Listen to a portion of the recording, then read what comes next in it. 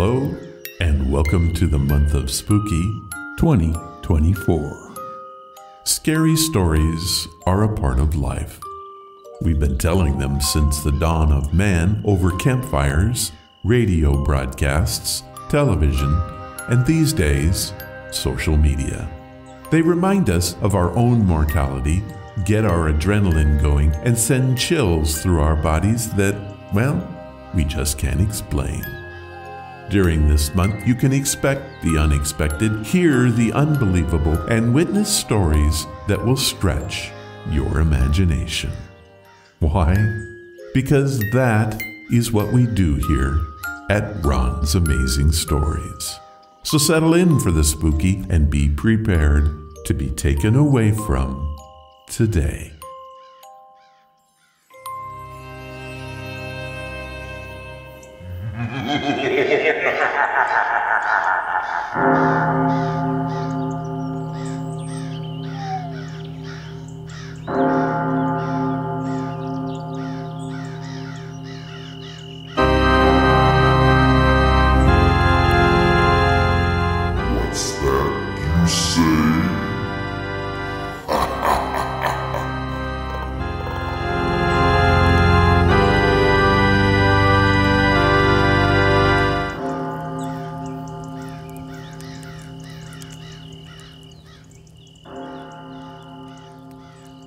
Hello, and welcome to the podcast.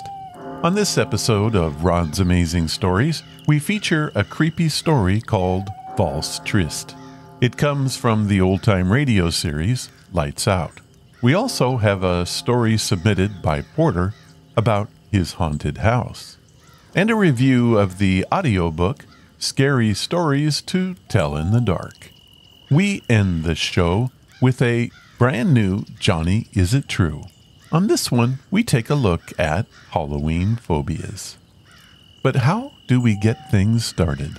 Well, I'm going to share my thoughts on why we love to be scared.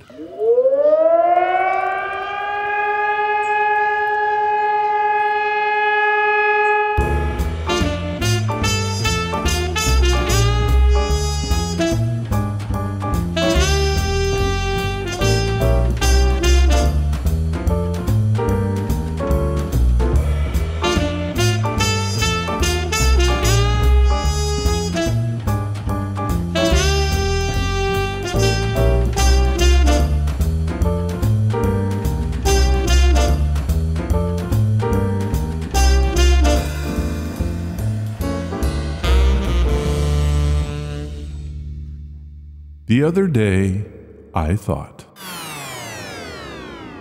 being creative is what I do. I like to think that it brings new folks in and old listeners back. That is true. I have been doing it since 2011, and over the years I've done some things that have hit and some that have fell on deaf ears. That bad, huh? But there's always some rhyme to my reason. And this segment attempts to give some insight into how my brain works. Alrighty then. My thoughts this week come from an article I read called A Journey Through the Brain's Reaction to Fear by Marcy Arnold. I'll have a link to it in the show notes. It got me thinking about why we love the creepy and crawlies of the spooky season. Humans are a weird bunch. We spend our days inventing ways to make life easier, safer, and more comfortable. Yet, come October, we gleefully throw ourselves into haunted houses, binge-watch horror movies, and tell spooky stories that make our spines tingle. Why on earth do we enjoy being scared? Are we all just a bit off? Well, maybe. But there is actually some science behind our love of fright. Our brains get flooded with adrenaline and dopamine, chemicals that make us feel excited and, dare I say it, alive. It's like a roller coaster for your nervous system, except instead of plummeting towards the earth, you're facing down a chainsaw-wielding maniac who, let's be honest, is probably just needing a hug. Deep down, we know Freddy Krueger isn't real, and that creepy clown in the sewer, he's probably just a lost party entertainer. We can enjoy the thrill of fear because we're ultimately in control. It's like flirting with danger without actually risking getting eaten or having a zombie covet our brain matter. Or the joy of jumping. Let's face it, there's something undeniably hilarious about watching your friend scream like a banshee when a zombie jumps out from behind the corner. Shared fear is a bonding experience, and laughter, so I'm told, is the best medicine, even if it's fueled by terror. Life can be mundane. We pay bills, do laundry, and repeat. Horror offers an escape from the everyday, a reminder that things could be very much worse. Suddenly, forgetting to take out the trash seems like a minor inconvenience compared to, say, being chased by a werewolf. However, there is method to our fear. Our ancestors had to be scared. Fear kept them alive in a world of saber-toothed tigers and giant spiders. So our love for horror is just an outdated survival mechanism, one designed to keep us safe. So I'll bet you're wondering if I have any fears. I do.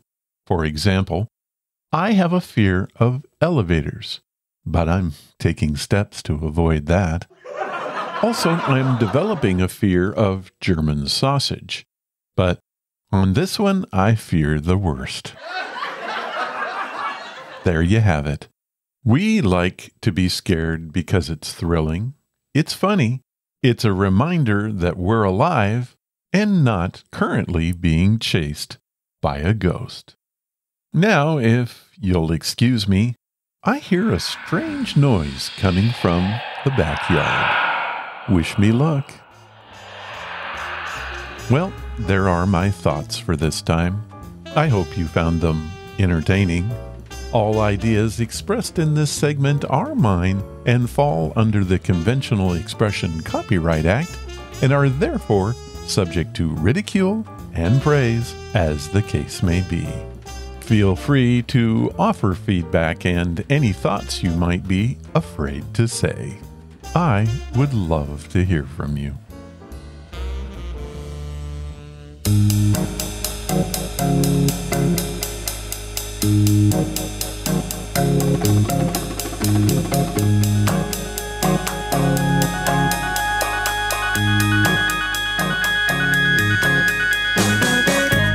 Today's podcast is brought to you by Audible. Get a free audiobook and a 30-day free trial at audibletrial.com/Ron's Amazing Stories.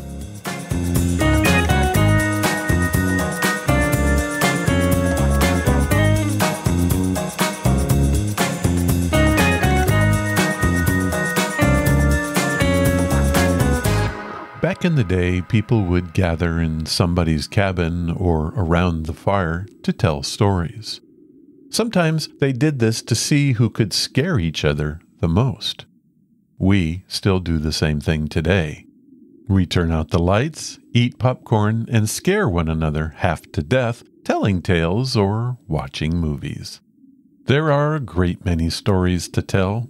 Ghost stories, tales of witches, devils, boogeymen, zombies, and vampires. There are tales of monstrous creatures and stories that make us laugh at all this scariness. Some of these are very old and are told around the world. That brings us to our audiobook, Scary Stories to Tell in the Dark, edited by Alvin Schwartz. This book is chock full of creepy tales. And here's one of them, titled The Big Toe. Who knows where it came from, but this is meant to be a shock and awe tale. The Big Toe. A boy was digging at the edge of the garden when he saw a big toe. He tried to pick it up, but it was stuck to something, so he gave it a good, hard jerk, and it came off in his hand. Then he heard something groan and scamper away. The boy took the toe into the kitchen and showed it to his mother. "It looks nice and plump," she said. "I'll put it in the soup, and we'll have it for supper." That night his father carved the toe into 3 pieces, and they each had a piece. Then they did the dishes, and when it got dark, they went to bed. The boy fell asleep almost at once, but in the middle of the night, a sound awakened him. It was something out in the street. It was a voice, and it was calling to him. "Where is my toe?" it groaned. When the boy heard that, he got very scared, but he thought, "It doesn't know where I am. It never will find me." Then he heard the voice once more, only now it was closer.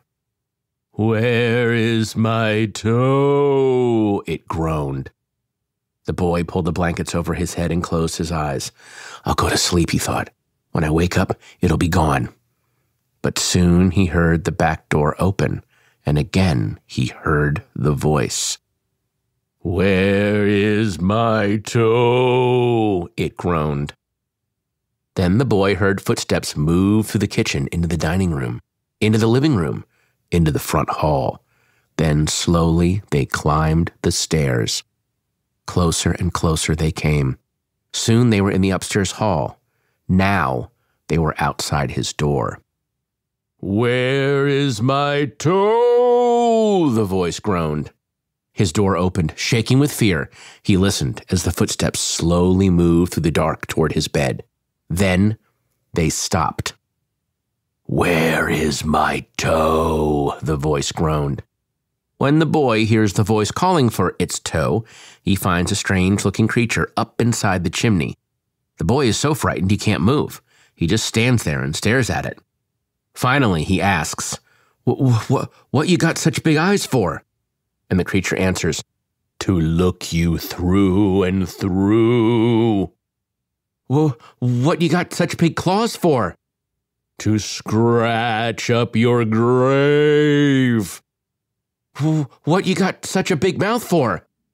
"To swallow you whole." "What you got such sharp teeth for?" "To chomp your bones." Most scary stories, of course, are meant to be told at night. They're more scary that way, but how do you tell them? It's important to speak softly so that your listeners lean forward to catch your words, and to speak slowly so your words and voice sound scary, and listening makes them imagine all sorts of strange and scary things. Here's another story from the book titled The Walk. My uncle was walking down a lonely dirt road one day. He came upon a man who also was walking down that road. The man looked at my uncle, and my uncle looked at the man. The man was scared of my uncle, and my uncle was scared of that man. But they kept on walking, and it began to get dark. The man looked at my uncle, and my uncle looked at the man. The man was very scared of my uncle, and my uncle was very scared of that man. But they kept on walking, and they came to a big woods. It was getting darker, and the man looked at my uncle, and my uncle looked at the man. The man was really scared of my uncle, and my uncle was really scared of that man. But they kept on walking, and deep down into the woods they went. It was getting darker, and the man looked at my uncle, and my uncle looked at the man. The man was terrible scared of my uncle, and my uncle was terrible scared of... Ah! This audiobook is a collection of 3 of Alvin Schwartz's classic short story collections. Scary Stories to Tell in the Dark, More Scary Stories to Tell in the Dark, and Scary Stories 3. In these you will meet walking corpses, dancing bones, knife-wielding madmen, and narrow escapes from death. They're all here in this chilling collection of ghost stories collected and retold by folklorist Alvin Schwartz. These horrific tales are guaranteed to raise goosebumps. And please, let the faint of heart beware. Now, if this appeals to you, head to audibletrial.com/Ron's Amazing Stories, and you can have scary stories to tell in the dark for free. Here is what Audible has set up for us. They are offering a free audiobook and 30 days to give you the opportunity to check out the service. You can stream or download thousands of included audiobooks, podcasts, and Audible originals in the Plus catalog. I'm telling you, there is so much to do at Audible, you're never going to run out of material. So, to download your free audiobook today, go to audibletrial.com/Ron's Amazing Stories. Thank you, Audible. And now, it's time for your stories. These are your stories, sent by you, for you.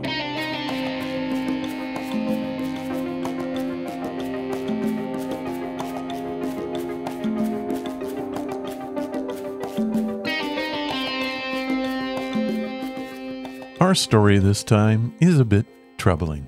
It comes from Liverpool, England, in the United Kingdom. It was sent in by Porter Hawkins via the story submission page. I have titled it, The Beheading of Sarah. Hello, Ron. For the past few weeks, I've been experiencing some really strange and unsettling things in my house. I've lived here for 9 years, and nothing like this has happened before. But recently, it feels like something shifted. I hear strange noises, and I keep seeing shadows or movements out of the corner of my eyes. Every time I turn to look, there's nothing there. It all started with a nightmare. I dreamt about a girl being beheaded. It was so vivid that I woke up in a panic. A few days later, I got into an Uber X, and out of nowhere, the driver asked me if I lived here. When I said yes, he asked me if I knew what had happened here.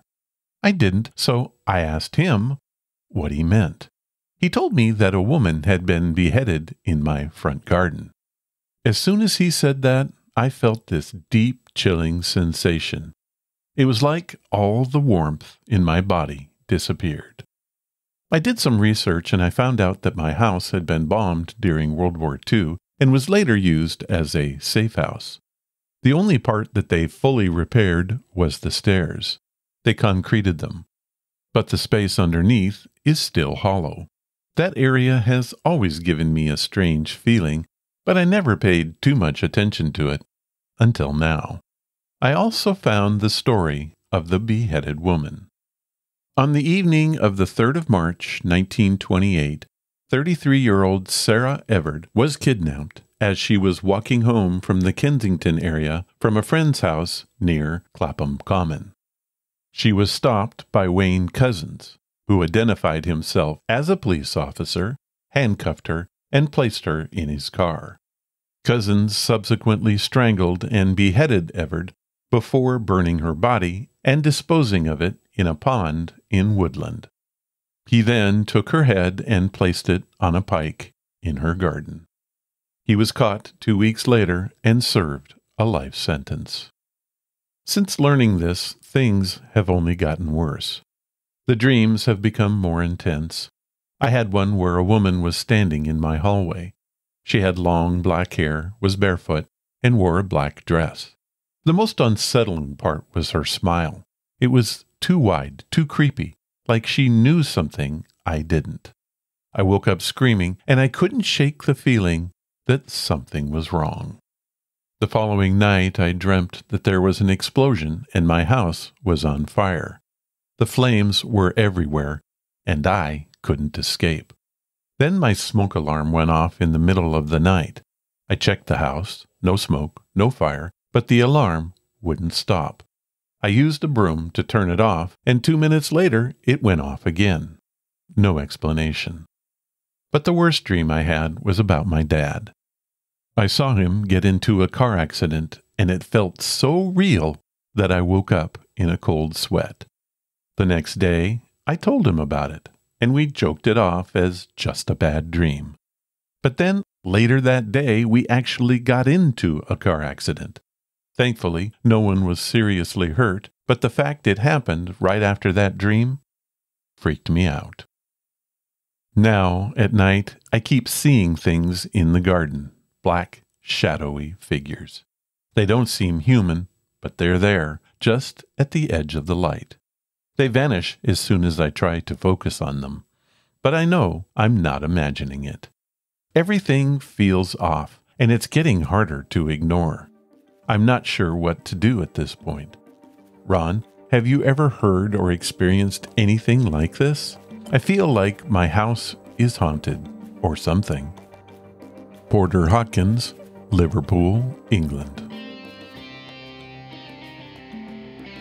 Well, I've heard stories like this before. The hard part is to know what to do about them. The fact that this just started leads me to think of poltergeist activity. It's hard for me to offer any kind of advice. I just don't have the experience or the expertise to give it. But fortunately, I do have my Sylvia, and I'm going to give her a call right now, and I've sent her the story, and let's see what she has to say about it.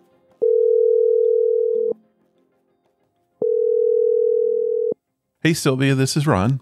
Hey, Ron, how's it going? It's going good. Hey, did you get that copy of that story I sent you from Porter Hawkins, Liverpool, England? I did, and I thought Porter's story was fascinating. It is. It's not like anything we've had on the show. For the main fact is he gives so much good detail and did his own research, which a lot of people don't do. So I thought it was fantastic. And the reason I'm calling and I'm recording this, I hope that's all right. Sure. I was hoping you could maybe give me your advice. You have a lot of experience with this kind of thing. And I thought maybe you might offer Porter some advice. Sure. Well, yeah, it seems like Porter is experiencing activity that he really doesn't want to experience. So my advice would be to try and reduce this ghostly activity. I would suggest things like burning sage, if he can get it, burning sage around his house, and things like perhaps telling the unpleasant spirit to leave, because they will pretty much listen to you. If you tell them this is not your place, you are not welcome here, you have to leave, they will respect that for the most part. And then after you do that, and after you feel like the spirit has gone, he might try putting some salt across the doorways so the evil spirit can't get back in. Salt is very protective, and that forms a barrier where the evil spirits can't get back in. So that's my advice. Have you ever heard of anything like this before? I haven't.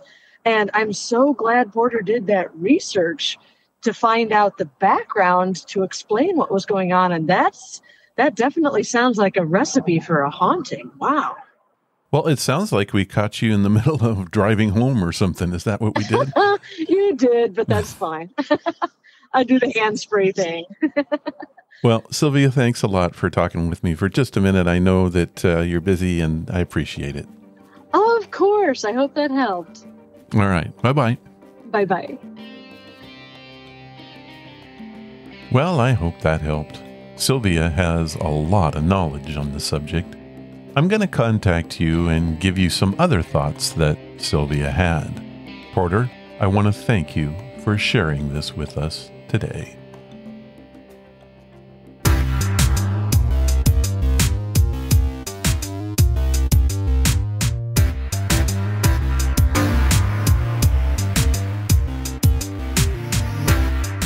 Our featured story comes from one of my favorite old-time radio series, Lights Out.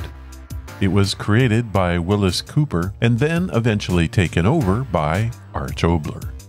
Different versions of it aired from 1934 to the summer of 1947. Lights Out was one of the earliest horror programs predating Suspense and the more famous Inner Sanctum. The success of Oboler's Lights Out was part of a revival in the 1940s towards more horror. It was during this time that Inner Sanctum Suspense and others drew increasingly larger ratings.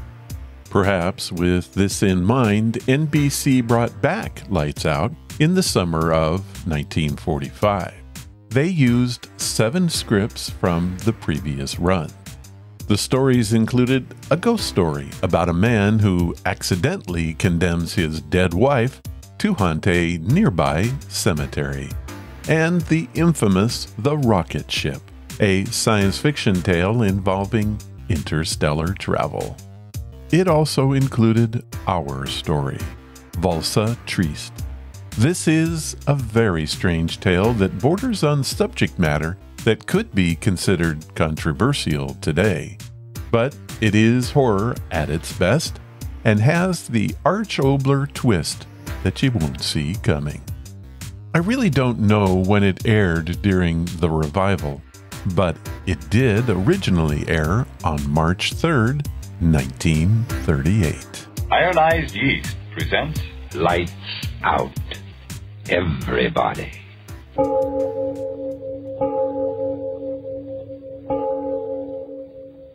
It is later than you think.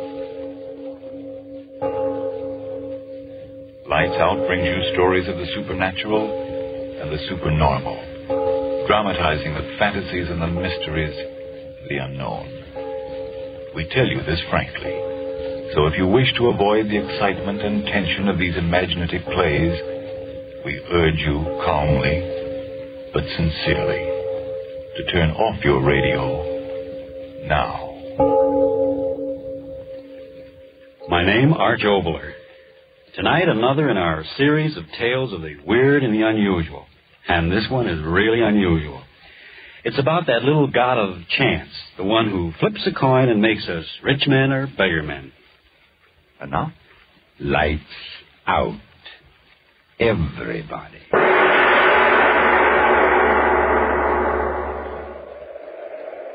You say the world is planned.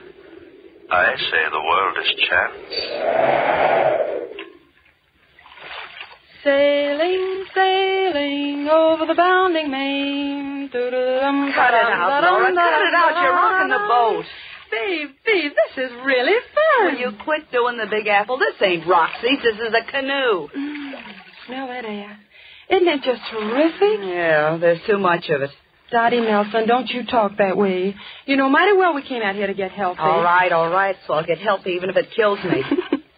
Sure was a funny way to pick out a place to go on a vacation, wasn't it? Eeny, meeny, miny, mo. Yeah, and this place was Mo. Oh, well, what if we picked out Alaska or Cicero or someplace like that? At least this way. Oh, Dottie, look. Look at what? On the shore over there, all those big flowers. Flowers? Oh, for Pete's sake, the way you were wiggling, I thought it was Indian. Come on, let's go pick them. Okay, by me, as long as you do the paddling. Hey, look out, Girl Scout. You're driving over the curb. Land ho! Oh, hey, you tear the bottom out of this battleship and we'll have to pay for it. Oh, I didn't hurt it. Come on, get out and help me pick these posies. All right. As long as there's no keep off the grass signs. Dottie Nelson, will you get it through that head of yours if this ain't Central Park? This is honest to gosh wilderness. Says you. Make mine vanilla with onions. Aren't they just the loveliest flowers you ever saw? 2 bits were right in the middle of some poison ivy. Hey, look. What? The boat, it's drifting off. Well, catch it, quick. What do you mean, catch it? I can't swim. Dot, do something. Do something. Don't just stand Don't there. you yell at me. You're the one to blame. You should have pulled the boat higher out of the water. Oh, Dot, what'll we do? They'll make us pay for it. Who cares about the boat? I'm worried about us. Us? Yes. How are we going to get back to that camp? Well, we can walk. Oh, you sure must have strained your brain thinking up that one. Oh, you needn't get so fresh about it. You certainly don't think I wanted the boat to... All right. Let's hang up the boxing gloves and get out of here. Dot. Huh? How dark it's getting. So what? Why is it getting so dark? Listen, lame brain. I may be just a hillbilly from 10th Avenue, but I know clouds when I see them. So they're clouds. You know, clouds, rain, remember? I'm scared. Oh, what have you got to be scared about all of a sudden? Come on. I'll get you back to camp. No. Wait, Dot. Huh? That's not the way. We gotta go the other way. Listen, lame brain, I'll do the path finding. But you're wrong. You're all mixed up. It's the other way. Is that a path or isn't it? But there's a path going the other way. Yeah. Well, yeah, that's right. Well, what'll we do? You go one way and I'll go the other. Oh, no, we won't. I'm scared. We'll stick together. Okay, we'll flip for it as usual. I had a nickel. Oh, yeah, here it is. Heads, we take the right-hand path. Tails, we take the left-hand path. All right. Okay, call it. Heads. Heads it is. Okay, Girl Scout, lead the way. No, you go first. Okay, but if this path leads us up to the middle of nowhere, so help me, I'm going to pull you apart like a herring. So dark. Keep moving. Wait, Dot. Well, what's the matter now? It's more posy. Listen. You hear it? So help me a fiddle. I told you we were heading the right way. You turn over that I told you so record and keep moving. I'm hungry. Keep moving. All right. Keep moving. Okay. Well, this must be the front door of the joint. What's that? How funny. Oh, what's funny now? That's pretty music. The place hasn't any windows. The door's all I care about. Do you think we ought to disturb whoever's playing? Disturb is right one side, Lady Gwendolyn. I'll do the knocking. Doesn't seem to hear us. Oh, he'll hear me. There, that did it. It's awful thrilling, isn't it? Okay, you do the thrilling and you'll do the paying if they can't find that boat. Of all the donkeys. How do you do? How do you do? We're sorry to bust in like this. We sort of lost our way. Our boat, and we thought maybe you could tell us. Of course. Won't you step in? I'm more than glad to see you. Well, of course we will. Come on, Dot. Okay. It's going to rain. Yeah, we found that out. We certainly were lucky to find this place. We heard you playing the violin. Now, did you really? If you'll step this way. Oh, Dot, isn't he the strangest man? Yeah. Turned his face away. He must be terribly ugly. Oh, forget it. Go on, keep moving. If you'll step in here, I have a small fire going. Kind of dark. Yeah. If you'll do me the honor of being seated. All right. Oh, boy, what a chair. Yes, it's most comfortable. Now, if I might be permitted to introduce myself. I'm John Boyd. I'm pleased to meet you, Mr. Boyd. I'm Laura, and she's Dottie. Oh, believe me, mister, it's a pleasure. Do my dogs hurt?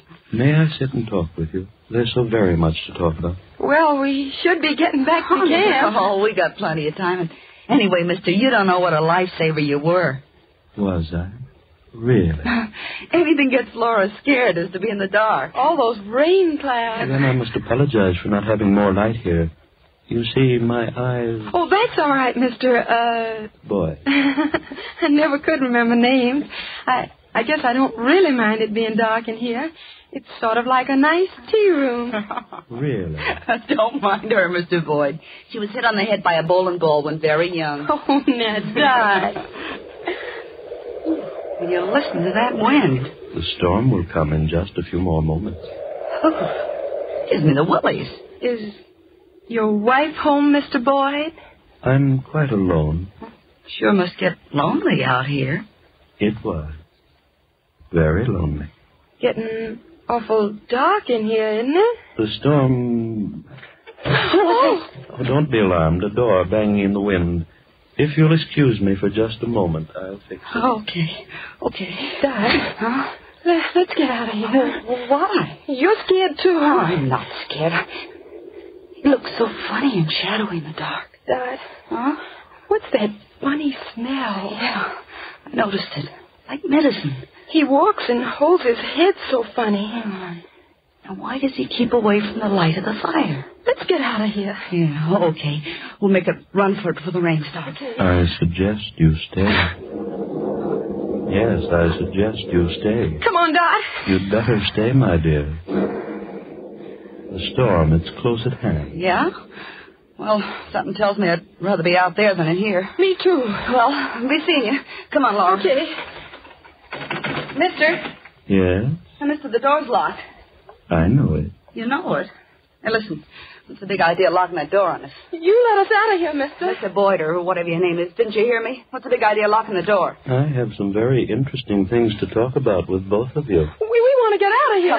Come on, unlock the door. We'll scream our heads off. There's no one around for 15 miles. Are you going to open that door? I suggest you sit down. Give us that key. Now open that door. I tell you. Dot, why did you... Sorry I had to do that. I'm really a very gentle man.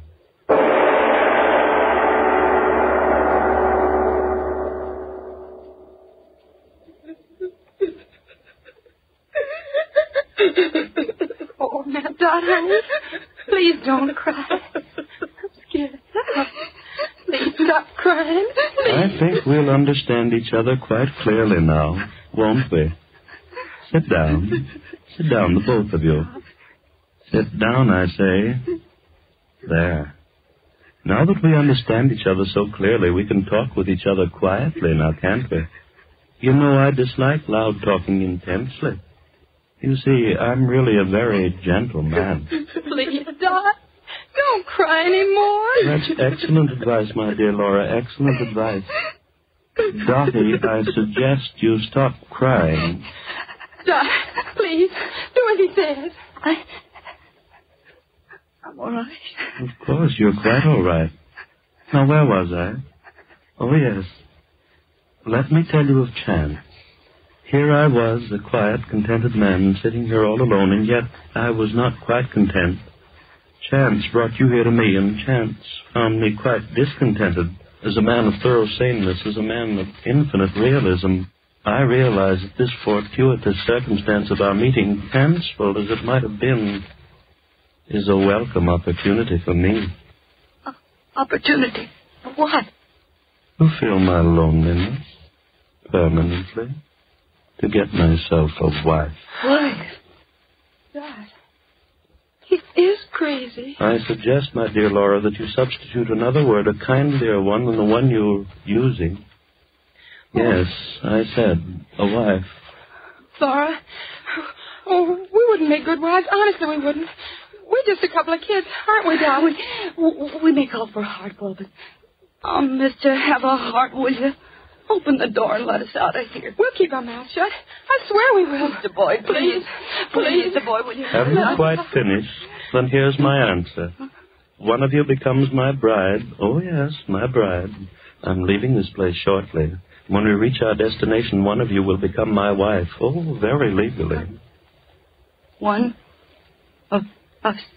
I marry only one. Then what about the other? To the ordinary man, that would be quite a problem now, wouldn't it? But to me, well, I told you I'm a realist, so the answer is quite simple.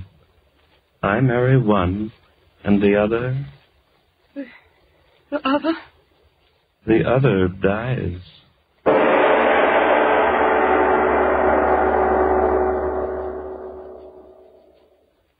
Ladies and gentlemen, two girls apparently are forced to decide between the being who calls himself a gentle man and death. A most difficult choice to make.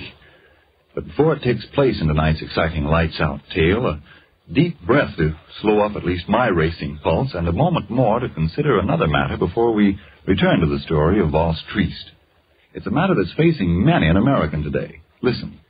Gosh, they say I'm too old to fight, and it's beginning to look like I'm even too old for this war job of mine. Why, I can't eat or sleep. I'm losing weight, getting more jittery and worn out every day. I sure am discouraged. Whoa there, don't be so quick to blame your age or your job. Maybe you simply need more vitamin B and iron. You see, when you don't get enough vitamin B from your meals, you may lose your appetite, not eat enough to maintain normal weight and strength.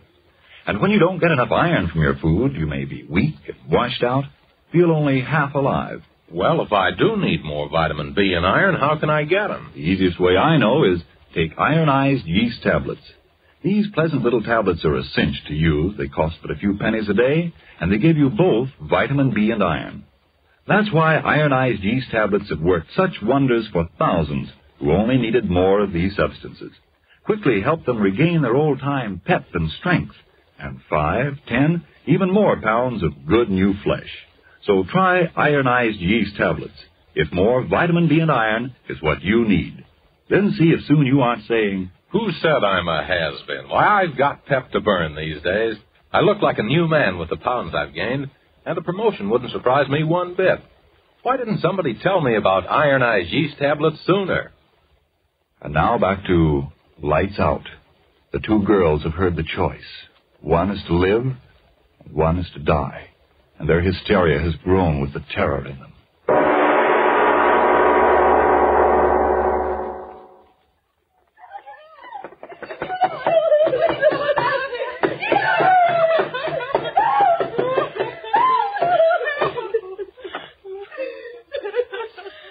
Are you quite through, my dear?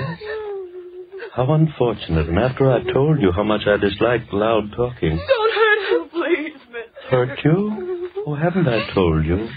I'm really a very gentle man. Oh, yes, much too gentle. What? What are you going to do?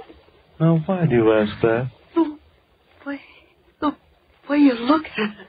I'm trying to decide which one shall live and which one shall die. You wouldn't kill us? Oh, just one, my dear, just one. Oh, you wouldn't dare. We could both stay with you. I marry one, the other die. Mr. Listen, my family, they've got money. Lots of No, it. just a moment, my dear, just a moment. Money to me? Well, and what will I do with it? Oh, no, one of you must die, and this is quite as good a time as any other. No.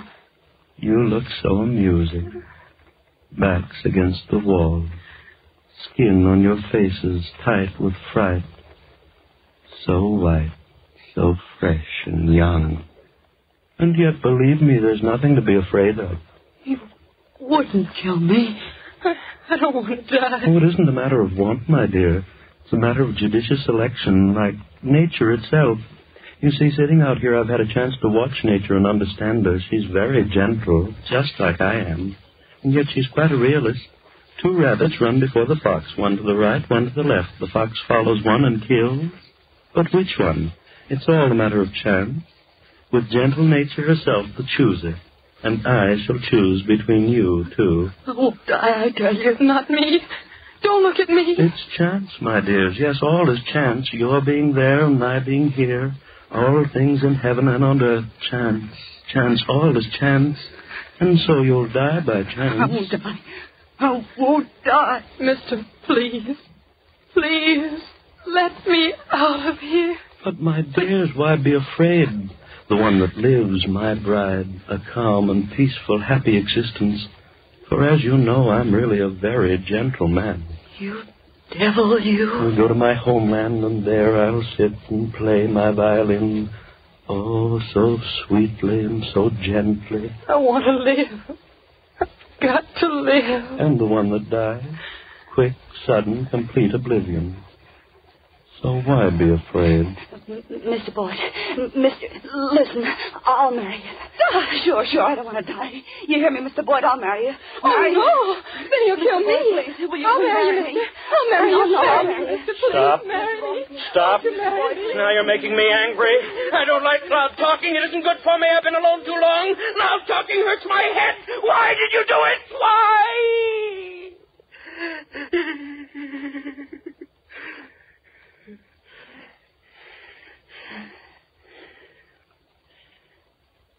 You see what you did?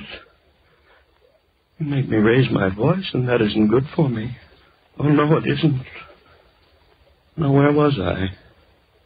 Oh, yes, flattered as I am by your eagerness to marry me, most regretfully I must refuse. Chance must pick my bride and the bride of death.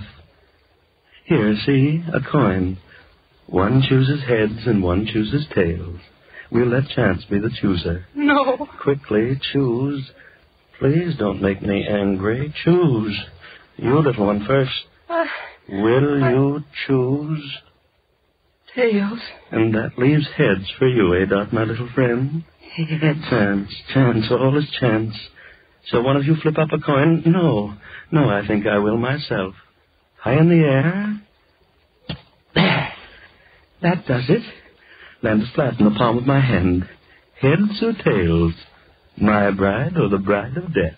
Oh, Laura. No, don't touch her. Let her lie there. Poor little child. Couldn't stand the strain of waiting now, could she? How unfortunate. Is it heads? Oh, we must have patience. I'll hold the coin here, flat inside my hand, until your friend recovers. If she lost, it wouldn't be fair to kill her while she's unconscious now, would it? Is it heads?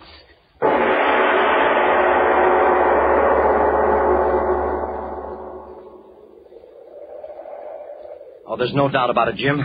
They're drowned, the both of them. I should have had more sense than to let them have the boat. A couple of city kids like that. Now, Jim, don't blame yourself. This water's treacherous. Look where the bottom of the canoe stove in. They must have hit a rock and gone right over. Yeah, neither one of them could swim. They told me that. Oh, this is an awful thing to happen. Hey, did you wire the sheriff? Yeah, I will as soon as we get back. Come on, let's keep on going downstream. We've got to find them. Yeah, that's right. Hey, what's that? What? Did you hear it? Oh, that. You mean that fiddle playing? Oh, I know. That's old man Boyd. Lives a couple of miles up through the valley. At least I think he does. I've never been up there, though. Hey, the wind makes it sound as if that fiddle's right here. Yeah. Well, how about going up and talking to him? Maybe he saw him. No. He's way off in the woods. He wouldn't see him. Well, anyway, let's talk to him. I tell you, it's no use, Fred. They're drowned, and that's the end of it. Downstream, that's where we'll find their bodies. At least let's go talk to him. Why waste the time? Well, they might have wandered off. Oh, don't be a fool. Look at the canoe. Well, at least let's go talk to the guy. It's a couple of miles over there. I'll tell you what, we'll flip for it. Huh? Heads, we'll go up there. Tails, we'll go downstream. Oh, okay. You got a coin? Yeah, here. You flip it. Okay. There. What is it? Ha! Tails. Well, we save a 2-mile walk.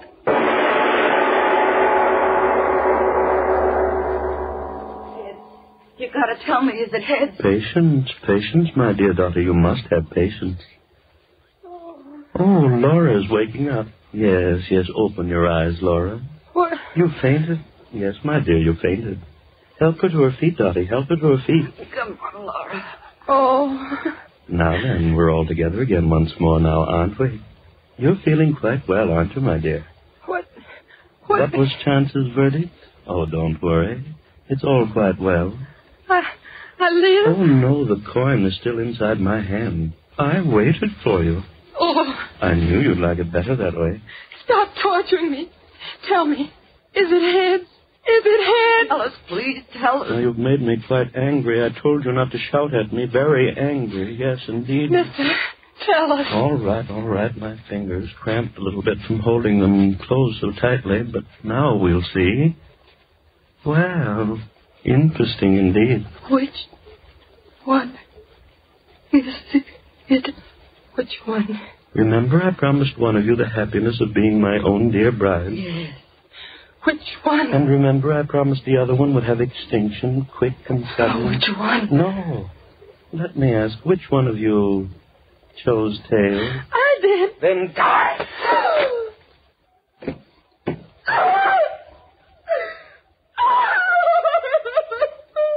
Oh, no need for tears for her, my dear.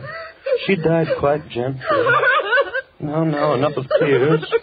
For since she's dead, it's you who will be my bride. No, I won't. There is no choice. Chance was the chooser and you the winner. I'm a man who always goes by chance. Now get up to your feet. This one is Death's bride. You make it all quite difficult, you do. Why do you persist in making me angry? Chance, all is chance. You'll be my bride. We'll be quite happy in my homeland when we get there. We'll pack, get to the seashore. No. First I'll play for you.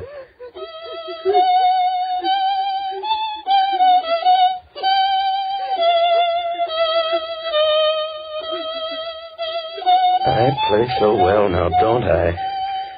Softly. Doesn't the music creep inside of you like long, thin snakes? Oh, what a lonely man I was. Strange thoughts twisting in my head and no one to tell them to. But now I have someone. My thoughts, your thoughts. Yes, your thoughts, and I'll watch the snakes twist in your brain.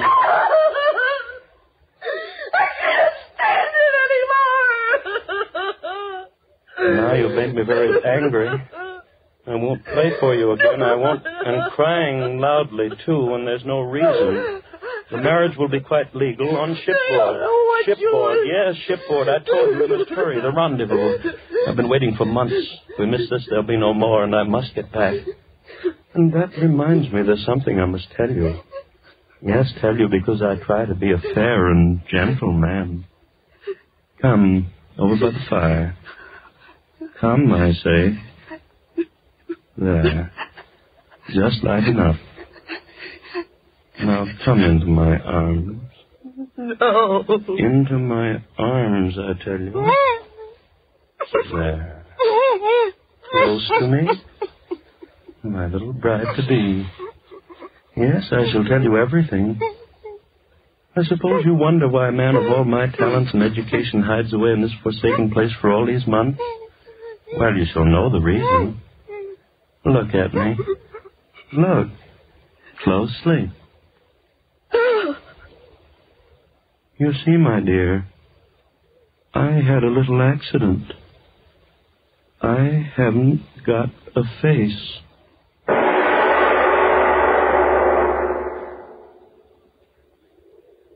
Hey, Fred. Yeah? There's something I want to tell you. Yeah, I know. Shouldn't let him have that canoe. No, it ain't that fella. It's the coin we flipped a little while ago. Well? I gypped you, Fred. How? Well, it wasn't tails, it was heads. You won. It's been kind of bothering me, Fred. Come on.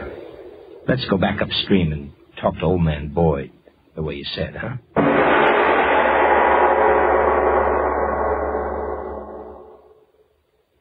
Oh, Mr. Obler. All right. I want to say something very quickly to the radio audience. Ladies and gentlemen, believe me, the story you just heard was just a story intended purely for amazement and amusement. The young ladies were purely fictional characters, and the villain existed only for the brief space of the 29 minutes during which you listen to the play. So stop breathing hard, permit your blood pressure to follow its normal, healthy rate, and as soon as Frank Martin tells you about a certain matter, I'll be back to tell you about the fast one. Friends, don't forget now, if more vitamin B and iron is all you need to help build yourself up, then try ironized yeast tablets. Remember, if they don't quickly help you to eat better, feel more like your old-time peppy, happy self. Yes, and if you're not convinced that ironized yeast tablets can help you gain the pounds you need to look better and feel better, the cost of the first package will be refunded to you in full by the Ironized Yeast Company, Box IY, Rahway, New Jersey. Ask for ironized yeast tablets by their full name, and make sure you get what you ask for. Ironized yeast. Now, what about next week, Mr. Obler? Well, it's a mystery story. An amazing series of crimes and hit-and-run accidents which take place in different parts of a certain city, miles apart at the same moment. No one sees the autos strike the victims, no one sees the criminals, there are no clues, and yet the dead litter the streets. But that story is next week. Lights Out will come to you again next Tuesday at this same time. Be sure to listen to Arch Obler's weird story of The Fast One. And if you need more vitamin B and iron, be sure to try ironized yeast. The one and only ironized yeast. With the big letters IY on the package and on each tablet.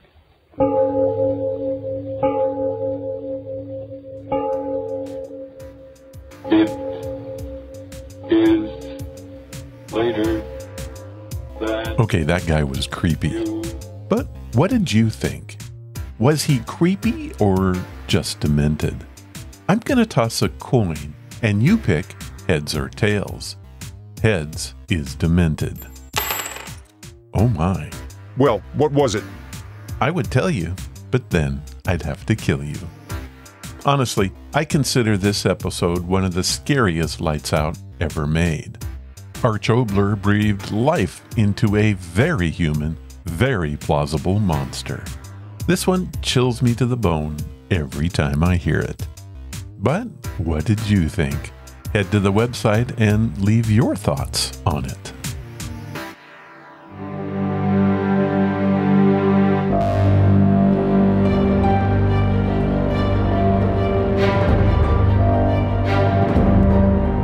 Johnny, is this true? As you know by now, I like to surf the internet to find the strange and unusual. I do this in the name of the podcast, but the truth is, I would do it anyway, even if there was no podcast. What you're about to hear is... Johnny, is this true? I will tell you a story and then ask the question, did I make it up or is it true? Your job is to decide. Let's get started.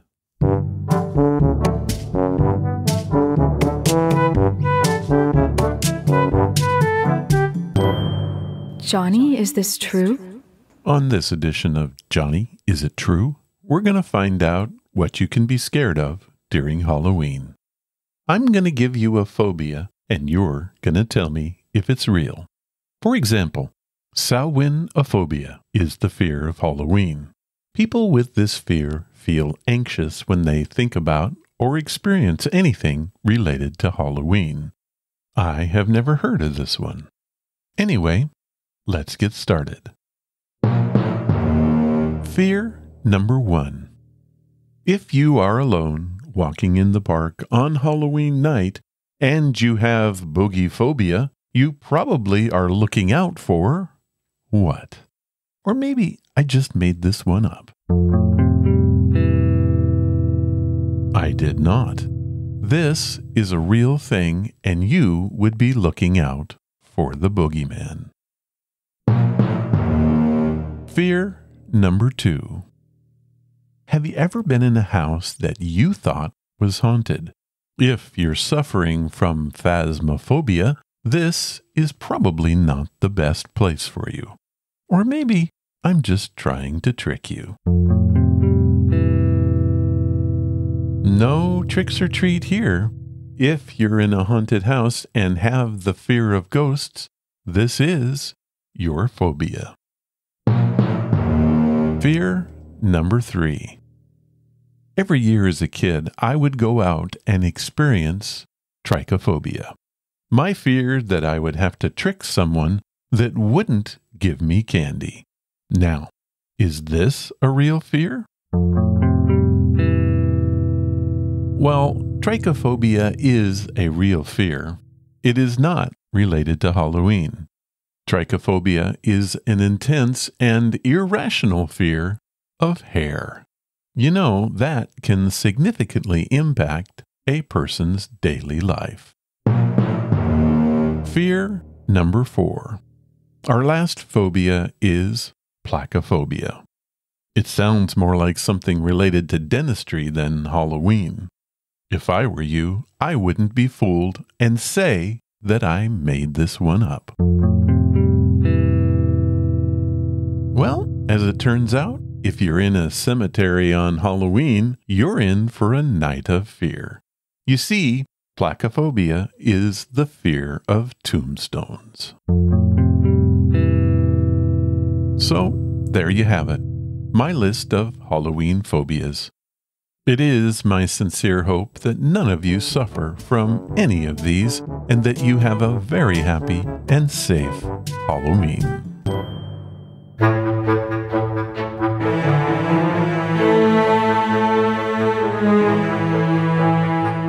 That was episode number 663, and I want to thank Porter for his story and to Sylvia for taking the time to talk with us about it. If you have a story that you want to share, please do it. We want to hear it. If you want to follow the podcast or the blog, head to ronsamazingstories.com. There you will find any of the links I mentioned and how to contact us. Do you want to help the show? The best thing you can do is to tell your friends all about it, and please leave reviews or feedback wherever you listen. Clicking that follow or like button helps us grow. Thank you for listening, and I hope you come again to find out what are Ron's Amazing Stories.